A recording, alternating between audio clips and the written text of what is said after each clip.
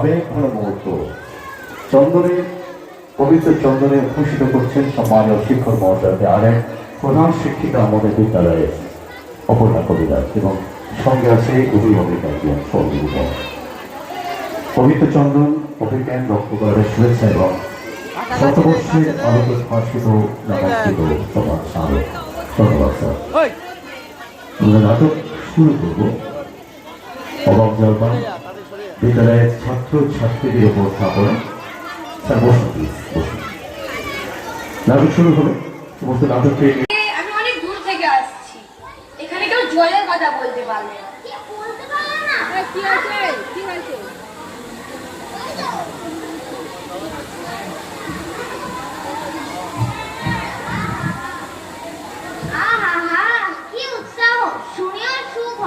এরকম জানবার আকাঙ্ক্ষা আর কজনের হয় বলুন তো?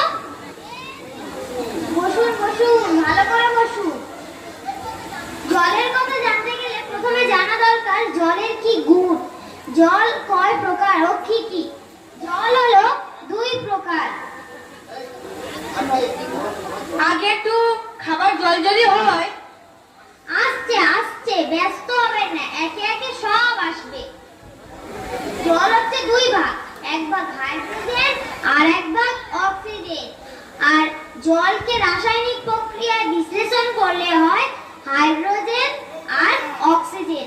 অক্সিজেন আর হাইড্রোজেনকে রাসায়নিক প্রক্রিয়ায় সংযোগ করে হলো জল। কি শুনছেন তো? আগে হ্যাঁ, সব শুনছি, কিন্তু যদি একটু খাবার জল হতো তাহলে তা মন দিয়ে শুনতে পেতাম। বেশ তো, তবে খাবার জলের কথাই নেওয়া যাক না। খাবার জল কাকে বলে?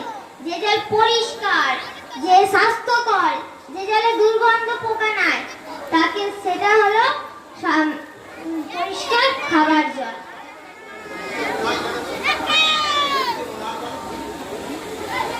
দেখতে মনে হয় যেন একেবারে পরিষ্কার জল, কিন্তু অনুবীক্ষণ দিয়ে দেখলে পোকা সব কিলবিল করছে।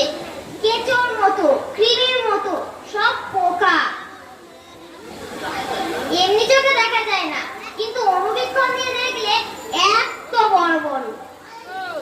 এই বোতল